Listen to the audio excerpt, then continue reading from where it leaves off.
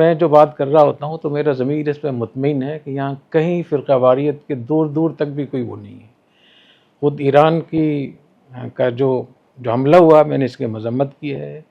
اور ایران کو خراج تحسین پیش کیا ہے، ان کو ہم نے حوصلہ افزائی کی ہے، ان کے لیے ہم نے دعائیں کی ہیں،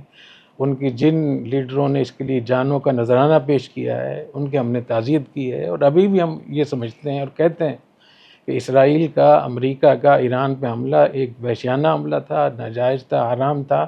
اور سب مسلمانوں پر لازم ہے کہ اس کا دفاع کریں۔ بات اس پہ ہوتی ہے کہ اگر ایک جگہ کوئی صحیح ہے تو دوسری جگہ ضروری نہیں کہ وہ صحیح ہو، تو اگر اسرائیل کا جواب دینا ان پر لازم ہے، لیکن جو کچھ خلیج فارس میں بالخصوص سعودی عرب میں جو کچھ حملے وہ کر رہے ہیں تو میں نے اس کی مذمت کی ہے کہ یہ غلط ہے۔ دوسری بات یہ کہ ہمارے جو لوگ ہیں، دو قسم کے لوگ ہیں، ایک وہ جو نوجوان طبقہ ہے جو فیس بک کی پیداوار ہے، جب سے فیس بک آئے اسی وقت سے ان کی ہوش ہوا ان کا، یا اس کے اندر وہ پیدا ہوئے اور اب جا کر وہ 20، 25، 24 سال کے ہوئے ہیں، تو انہوں نے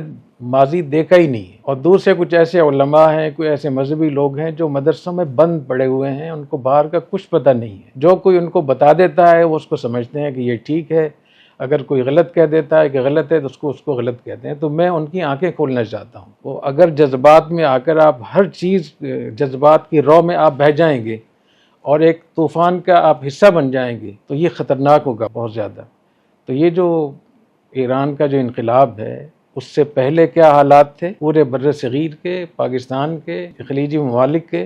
اور ایرانی انقلاب کے بعد پھر کیا کیا تبدیلیاں ہوئیں، تو میں اس پر بھی اس میں بات کی ہے کہ پاکستان میں جو فرقہ واریت ہے، جتنی قتل و غارت گری ہو رہی ہے، یہ ایرانی انقلاب کے بعد شروع ہوئی ہے۔ اس سے پہلے ہم لوگ اکٹھے ہی رہتے تھے، اور بیچ میں ہمارا جہاں ہم لوگ جاتے تھے تو وہ مسجد تھی، اور بیچ میں ایک مختصر سی گلی تھی، اور ساتھ متصل امام باڑہ تھا۔ تو ہم 10ویں محرم کو دونوں جگہ تقریب ہوتی تھی تو ہم آدھا وقت وہاں لگاتے تھے، آدھا وقت وہاں لگاتے تھے، کبھی اس بارے میں کوئی جھگڑا ہوا ہی نہیں تھا۔ تو ایرانی انقلاب کے بعد یہ سلسلہ ہوا۔ ایک بات اور میں متوجہ کروں کہ میں نے ایران کے بارے میں بات کی ہے، شیعوں کے بارے میں بات نہیں کی، یہ آپ لوگوں کے ذہن میں ہونا چاہیے۔ تو ایران اور چیز ہے اور مذہب تشیع اور چیز ہے۔ ایران ایک ملک ہے، ان کی پالیسیوں پر بات ہو سکتی ہے، اور اگر ان کی پالیسیوں سے ہمارے بلوچستان کو نقصان پہنچا ہو، گوادر اور کراچی کو نقصان پہنچا ہو، اور انڈیا کے ساتھ مل کر انہوں نے پورے ہمارے سی پیک کو برباد کیا ہو، اور جتنے بھی یہاں کے ایسے لوگ تھے جو حملے کر رہے تھے ان کو انہوں نے پناہ دی ہو، اور ابھی تک بھی جو اللہ نظر ہے، ڈاکٹر اللہ نظر، وہ ایران میں ہے، اور حیرت کی بات یہ کہ ابھی ان کے ایک کور کمانڈر کے گھر پہ رہتا ہے وہ۔ یہ اللہ نظر BLA کا سر،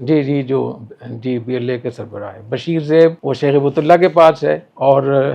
اللہ نظر جو ہے وہ اس میں ایران کے پاس ہے۔ اس پہ بات ہمیں کرنا ہوگی۔ دوسری بات میں نے یہ بات کی تھی کہ ہماری پورے عالم اسلام کا سب سے مقدس جگہ وہ حرمین شریفین ہے، اس کے لیے ہمارے جان مال، ہماری عزت، ہمارے بچے سب قربان ہیں۔ اگر اس پہ کوئی بات آئے گی تو ہم سے برداشت نہیں ہوگی۔ اس کو آپ کیا فرقہ واریت کہیں گے؟ نہیں، یہ فرقہ واریت نہیں ہے۔ پھر جب ہمارے ملک کا ان سے ایک دفاعی معاہدہ بھی ہے تو اس دفاعی معاہدے کے تحت ہم پر یہ لازم ہے کہ ہم سعودی عرب کا دفاع کریں۔ اور جیسے میں نے پہلے کہا تھا کہ حضور اکرم صلی اللہ علیہ وسلم نے ابو جندل کو معاہدے کی وجہ سے واپس کیا۔ قریش سے جو معاہدہ ہو گیا تھا تو ابو جندل جو ہے وہ زنجیروں میں گھسٹتا ہوا حدیبیہ پہ پہنچ گیا اور کہا کہ مجھے آپ لوگ بچائیں، تو آپ نے فرمایا کہ چونکہ ہم نے معاہدہ کر لیا ہے لہٰذا آپ نے اس معاہدے کو پورا کرنے کے لیے واپس کیا، اور وہ کہہ رہے تھے کہ مجھے آپ لوگ فتنے میں، آزمائش میں ڈال رہے ہیں، مجھے شرک میں مبتلا کریں گے، تو آپ نے فرمایا کہ اللہ تعالیٰ آپ کی مدد کرے گا، لیکن اس وقت آپ کو واپس جانا ہوگا۔ ابو بصیر مدینہ میں آئے تو نبی کریم صلی اللہ علیہ وسلم نے ابو بصیر کو کفار کے حوالے کیا اس معاہدے کو پورا کرنے کے لیے۔ تو جو معاہدہ حرمین شریفین کے تحفظ کے لیے، سعودیہ کے تحفظ کے لیے ہے،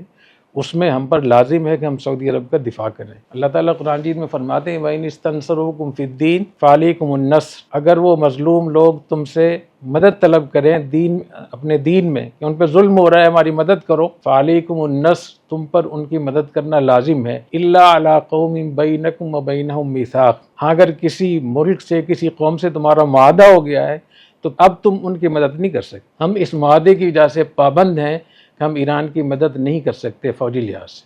لیکن ہمارے ملک کے جو فیلڈ مارشل صاحب ہیں، ہمارے وزیر اعظم صاحب ہیں، اور خاص طور پہ وزیر خارجہ اسحاق ڈار صاحب ہیں، وہ جس طریقے سے رات دن اس آگ کو بجھانے میں لگے ہوئے ہیں، حقیقت ہے وہ ان کو ہم شاباش دیتے ہیں، ان کو خراج تحسین پیش کرتے ہیں، ان کا ہم شکریہ ادا کرتے ہیں۔ تو یہ کہنا کہ میں فرقہ واریت کا پھیلا رہا ہوں، میں تو یہ کہتا ہوں کہ جن لوگوں نے پاکستان میں شورش پھیلائی ہے،